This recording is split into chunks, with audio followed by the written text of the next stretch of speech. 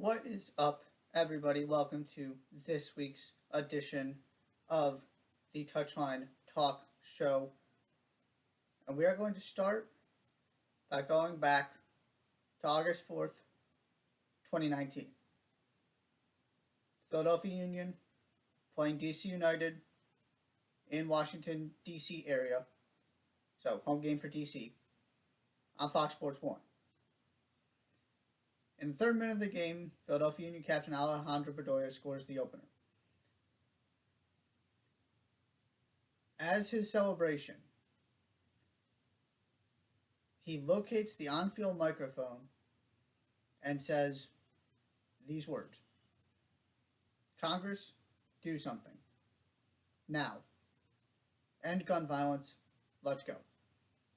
Drops the mic back onto the field and proceeds to lead his team to an emphatic victory on the road. Now, context here. These comments were made by Bedoya in the immediate aftermath of two mass shootings in less than 24 hours. And Alejandro Bedoya has been somebody who has never had a problem speaking his mind, regardless of the issue. And Alejandro Bedoya is also a person who has seen plenty, experienced plenty. He's played in Sweden, Scotland, and France. His wife is from Norway. He comes from a family of Colombian descent and had father, grandfather who played professionally in Colombia. He's lived in multiple parts of the United States. He attended college. He has that part of this experience too. And like I said, he's always somebody who has been vocal about issues he feels passionately about. So this was certainly not out of the blue in any way, shape, or form, or it wasn't like Bedoya decided he was going to start taking up causes on August 4th, 2019. But that was the day he decided he had had enough. And now we are here, almost 3 years later, trying to figure out how an 18-year-old went into a school and murdered 19 kids and 2 teachers in Texas.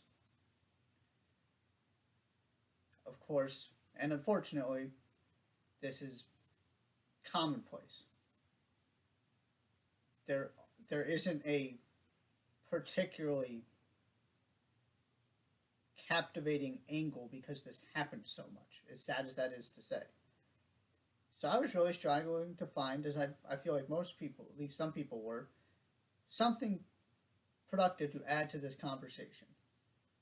Other than, this is obviously awful, we need to do better, those kind of things.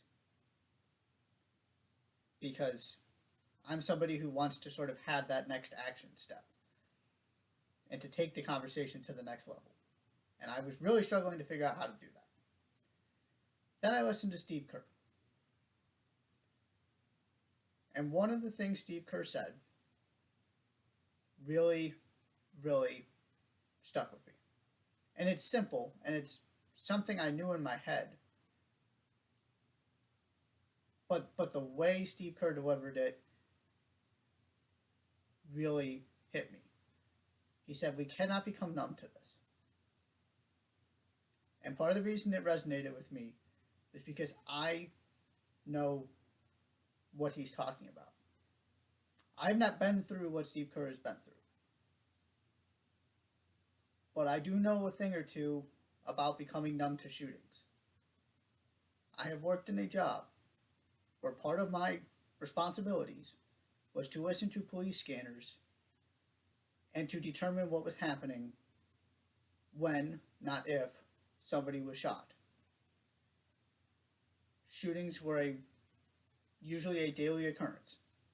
Sometimes it was up to 3 or 4 in a day, and even in a singular shift on that given day.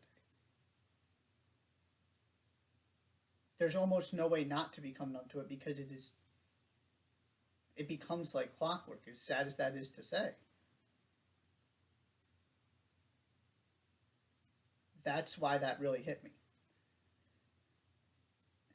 And of course, Steve Kerr is also a very well cultured person because of the family background he comes from. Won't go into all of it. Feel free to Google it if you're not familiar with Steve Kerr's dad and his family and how he grew up.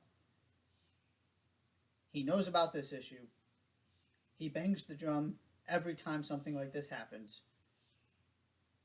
because he knows we can't become numb. And I am somebody who really gets frustrated. One of my pet peeves is when people go and complain about things without having a solution or a next step. To me, that just doesn't do any good, which is why I try so hard to avoid it. Doesn't mean I'm perfect, but that is something I think about regularly is, am I doing something helpful here or am I just complaining? And I don't have the solution here. But I know we need to do something. And I can say something, and I cannot let this just sort of go by. Can the legislative changes being proposed, these bills, the idea of tougher gun regulations, hurt? What is the downside? And for somebody who would say the downside is infringing upon your constitutionally protected right to own firearms, I would ask, how specifically is it infringing upon it? Is it making it more difficult? Is it actually infringing upon your right to own a firearm? And secondly, if it is about the principle of making it a little bit more difficult to own guns and making that process more stressful, drawn out, whatever, I would ask, and I've seen other people make this point, is that ease worth the price of all the people in this country getting killed by guns? Is it worth the price of these 19 kids who showed up to elementary school and didn't come home?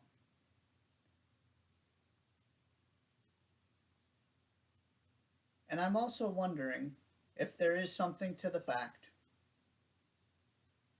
that in 2019, it was Alejandro Bedoya on a nationally televised broadcast, and of course Steve Kerr has always been at the forefront of this.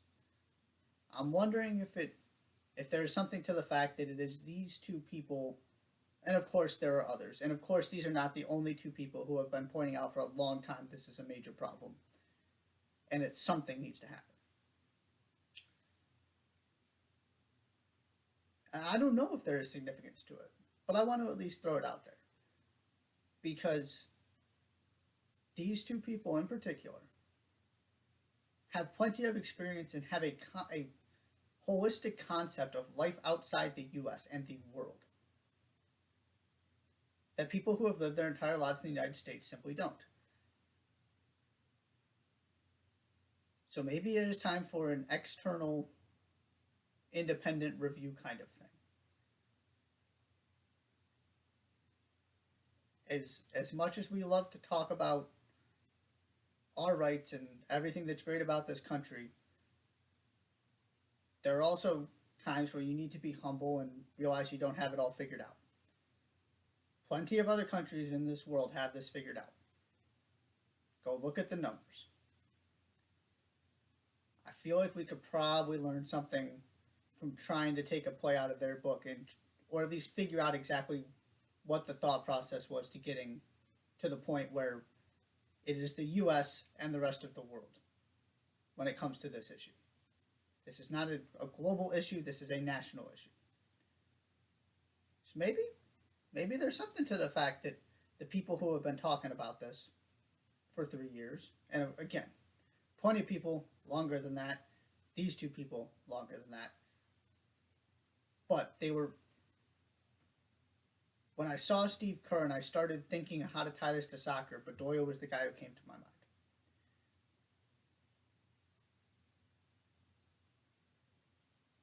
And so I'm not going to become numb to it. I urge us as a country not to become numb to it. I don't know what the answer is. I don't know how much of an impact legislation will have. There are certainly multiple facets to this. That if there was a quick fix, we would have figured out how to do it.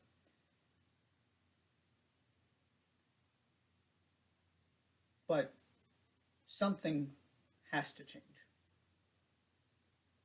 And so maybe, just maybe, if we collectively decide to not become numb, to not dismiss this, to let ourselves feel the pain and speak out about it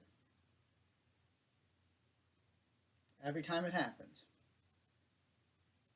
maybe, just maybe, we will get to a point where this country will behave in a way that is something other than the definition of insanity. Maybe, just maybe, one day we'll get there.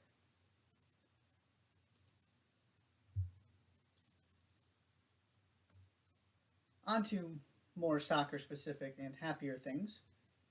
Another European trophy was handed out today.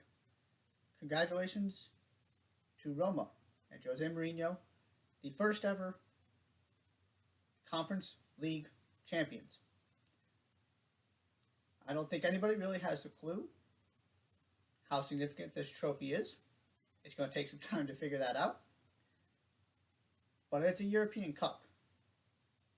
And that's something Roma doesn't get very often. Don't get an opportunity to play for one, more specifically. And so they capitalized on it. Nico Zaniolo scores the goal in the first half. Jose Mourinho got to then do Jose Mourinho things and grind the game out against Feyenoord.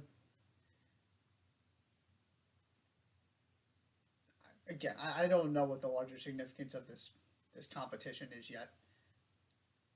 But the teams who got close were absolutely taking it seriously. Nobody was downplaying this, throwing it away, which is great to see. And, of course, there was only one guy who was ever going to win the first one of these, and that is the Cup master himself, Jose Mourinho. You saw what it meant to him to get to the final. He is excellent in these situations. So now he has the Champions League, Europa League, Conference League, treble. He does this everywhere he goes, at least gets to a final, usually wins one. And not going to get too deep into this, and it's not as big of a talking point because he's not managing a high-profile Premier League team anymore. The way he plays just suits itself. It's the opposite of Pep Guardiola, right? The way Mourinho approaches this sport lends itself perfectly to cups, to single games and finding a way, to being able to just shut down your opponents once you get the goal, or get another one on the counterattack. My question with Mourinho has always been, and maybe it won't be a real topic of conversation ever again, depending on where he ends up managing, just because Roma aren't serious threats in the Serie A title race at this point. Maybe that changes. But can you play this way and win a league? Because at this point, I'm not convinced you can. That was my big issue with him at Man United. You can't settle for draws when you're going up against City and Liverpool. You can't do it. You have to go for 3 points every game. It's just not who he is. But absolutely, competition like this, Tammy Abraham scoring goals, some really good players around him, lower level of competition, where you feel like Roma comes in as one of the favorites. Certainly not a walk in the park. Had to get through some decent teams to get here. Beat Leicester in the semis. But this is absolutely, you looked at this from the beginning and you went, that's something Roma can go get. And this is, you hire Jose Mourinho to go win stuff. It's what he does. There are plenty of questions. There's plenty of drama, but this is why you bring him in, and he's done it at Roma again, so congratulations to him. Congratulations to them. Also want to touch briefly and sort of elaborate on Kylian Mbappe, his decision to stay at PSG and sort of what's transpired in the aftermath. Didn't get an opportunity to talk about this on this platform video-wise with the chaotic ending to the Premier League season and just the European domestic seasons coming to a close over the weekend. I did talk about it in my 5 things from the week on Substack. PSG bet on themselves, won big. To me, that's what this boils down to. They could have said, you know what, we don't think we can keep him. That money, the ridiculous amount of money Real Madrid was going to throw at him is worth it. He's got a year on his contract, but if we can't keep him, take the money. It's way more than it's actually worth in that particular instance because of his contract. They said, no, we're fighting tooth and nail till the end. And sure, the money absolutely helps. But I'm not aware of anybody, including PSG, who actually thought he was going to stay. So you got to give PSG credit for sticking it out until the very end and making Mbappe say no. Because ultimately, he decided he couldn't. And I think PSG knew, this is not a hot take at all. And to me, why that was right, or regardless of what Mbappe decided, to me, why PSG were right to never give up hope is that there is literally nobody more valuable on the planet. You cannot replace him, no matter how much money you have. There is not another player that accomplished at that age. And Haaland's close, and I'm a huge Haaland guy, but he's not where Mbappe is. Mbappe is more entering the prime. He is irreplaceable. And so you're trying to finally win a Champions League. You're trying to maximize Lionel Messi. Mbappe has to be part of that, especially when your team is, if you take him out, is led by 2 guys who refuse to play defense and refuse to track back. I've seen it with my own eyes. It is a major problem. I don't know. I'm still not convinced they can win a Champions League with that front 3. But this guy having Mbappe gives you hope and a shot. And no, this is not good for the sport overall. The things he is getting as part of this are absolutely ridiculous.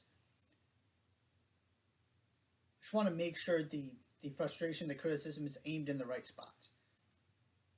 This is not Mbappe's fault. How are you? Don't blame Mbappe for taking the money and the power they're giving him. Let's keep the conversation where it usually is about the dangers, the moral questions with these oil-owned clubs. And Real Madrid, I mean,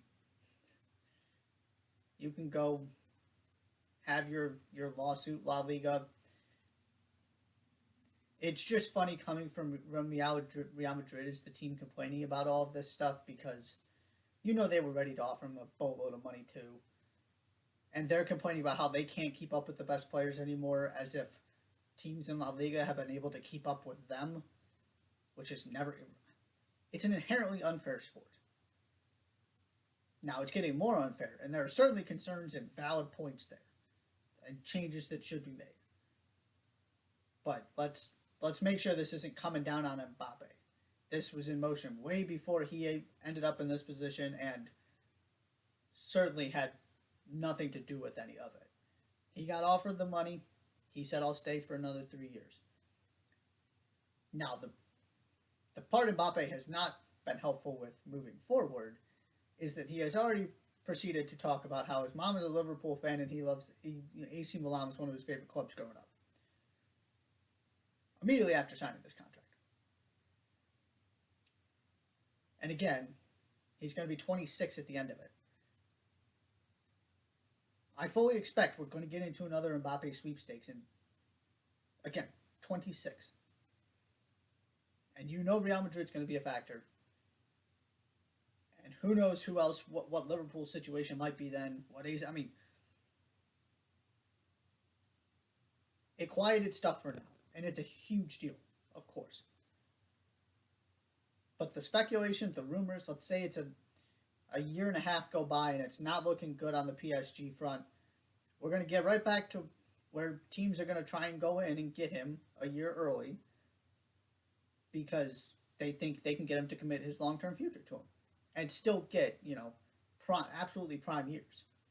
Give him a four-year contract and you're still getting a great return at the end of it. So the speculation about what's next is always going to be there because he didn't exactly commit the rest of his career to PSG. And when he's going out and saying stuff like this, that certainly doesn't help with that regard either. So PSG is operating in the short term. They had to do what they had to do to get him to stay. They did. You worry about the next part when it comes up. Also, quickly wanted to mention the UK government has approved the sale of Chelsea. It's gone through, given the thumbs up, which is very convenient considering their license to operate was expiring at the end of this month. As these bumps and these hiccups kept coming, and it wasn't exactly clear whether Abramovich was going to allow the money to go to where it was originally supposed to, that became a question here, is what happens if they're not settled by the end of May and that license expires. Now that is not a question. It seems we are all systems go to get the new ownership group in place, to get the asset freeze by the government off and get Chelsea back to functioning normally. And this was my thing. Again, we didn't get to talk about it here when the deal initially got reported. They lost their impending free agents, if you will. Probably. There's a possibility Azpilicueta maybe stays, but Rudiger's already announced he's gone. It seems like Christensen's gone as well. You couldn't save those guys who have played a huge role for your team. And who's going to blame them? You're not about to go, A, they couldn't sign a contract extension, and B, who would want to sign one even if they could with a club with that much uncertainty surrounding their future, when the biggest clubs in the world are happy to offer you plenty of money to go play for them. But it does look like Chelsea have saved their summer. And that is huge. Because they got plenty of decisions to make about how they're moving forward, who's staying, what do you do with Lukaku. You got some midfielders who are now entering the final year of their contract. You have a defense to more or less replace, at least centrally. And you're going to have to figure out how you start operating with this new ownership group and whatever that is going to look like from a budget payroll perspective. Because they don't have the same money Abramovich did.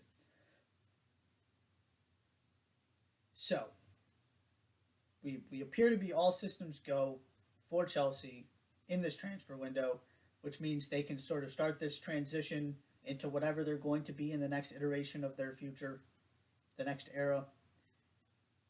It could have gotten much worse. It's been a long road.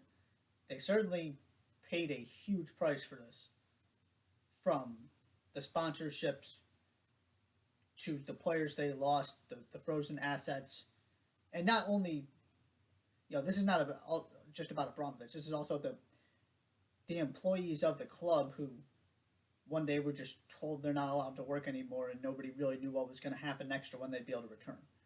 There has been a huge price to pay by people who had nothing to do with Roman Abramovich.